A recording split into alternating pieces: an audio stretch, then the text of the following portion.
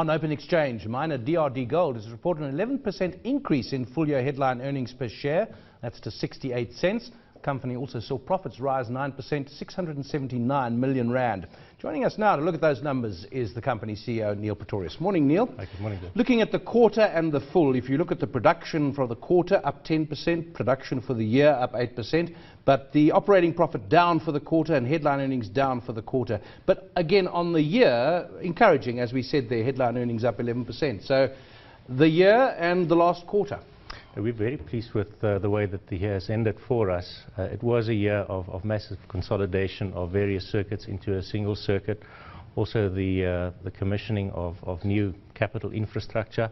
And with those things, more often than not, you have a degree of volatility in production. So we were quite pleased with the way that, and relieved with the way that the year ended for us, both on the profit side and also on the production side in particular. Just remind us what the operation looks like and what you've actually been doing there on the ground. Well, we're essentially doing recycling of old mine tailings. We process just shy of 2 million tons of material per month. We target between 135 and 145,000 ounces per year. We actually managed to achieve that this year with 146,000 ounces. And we try and keep our cost base as low as possible through a mechanized process and a process that never stops. We don't have interruptions because of public holidays and so forth. It's been working for us. It's certainly been working for the share price over the last 3 years.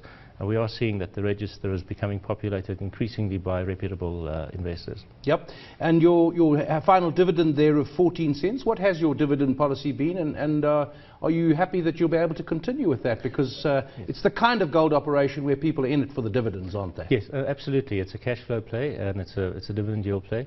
We've been paying dividends now for the last 5 years. This year was the first time that we paid an interim dividend. The total dividend for the year is 28 cents, which is a 180% increase on the previous year. We don't hedge. So as a consequence, if there are cycles, downward cycles in the gold price, then clearly earnings will decrease.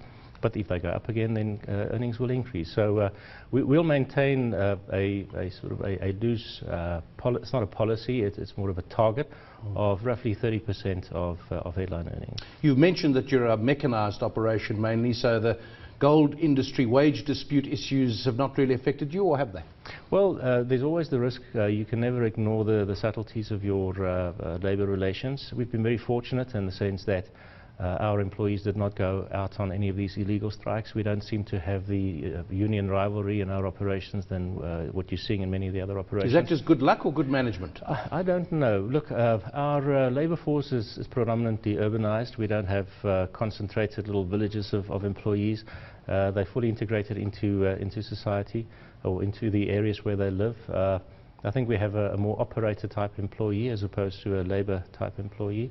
But you do have to manage your labor relations very, very carefully. I think the fact that we can pay a handsome dividend is to a large extent attributable to the fact that we did not have labor interruptions, and we would want to reward our employees for that, and I think they know that too. What about the gold price? I mean, for any chief executive waking up in the morning, it must be the first thing you look at, I presume, and certainly it's been very volatile, come back a bit, but still low, and the comment has been made how many gold companies globally are below the water in terms of making money at present gold prices. This new concept of NCE, or notional cash expenditure, or all-in cash expenditure, because of who we were and where we were, our focus has always been on managing cash flows very carefully. And I think you manage gold price by managing costs and building in a degree of optionality in how you configure your operations. And we have a lot of switch-on, switch-off technology within our configuration.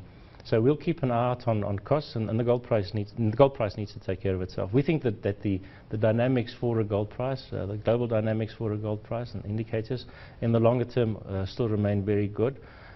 We have on our board people who understand both the investor market and the gold market very, very well. Our chairman used to be a trader. One of our senior non-execs understands gold price dynamics and currency dynamics very well.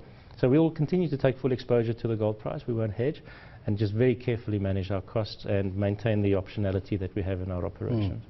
It all sounds like it's going well. Given the sector, it sounds like you're doing better than most, and with a bit of luck, perhaps more stable than most, as you say. What are the things that are worrying you most at the moment? Well, that's quite interesting. I think the politicization of labour forces, the stability in South Africa generally. I'm concerned about the dip in production and the effect that that's going to have on the costs of consumables in particular. We have to maintain economies of scale within industry itself, and the relevance of gold mining investments generally, the attractiveness of that in the global investor market. So those are the things. Operationally, not too much, but I think the global dynamics and the local dynamics, national dynamics around mining are a bit of a concern. Costs. Electricity is the one that all miners have to look at. Input costs, if there's a weaker rand, some of your input costs go up. How's that looking? Well, we have maintained a 10% year-on-year increase. In fact, we analysed our costs over the last 30 years, particularly our cost per tonne, and we have, for some reason, maintain a very steady 7.5% increase over the entire life of this particular circuit, this particular operation. And we do seem to manage to stay sort of within double digits, just on 10% or just below 10%. You've got to manage these things very, very carefully. Technologies improve the whole time. For example, the amount of power that you consume with your pumping technology, you can decrease that, and we've managed an 18% decrease in that regard by installing a different type of lining in our pipelines. We have a vast network of pipelines. You've got to be very smart. You've got to be smarter and on the ball when it comes to the type of technologies that you use. We'll leave it there. That's Neil Protious. Thanks for coming into the studio. He is Chief Executive of DRD Gold on their numbers.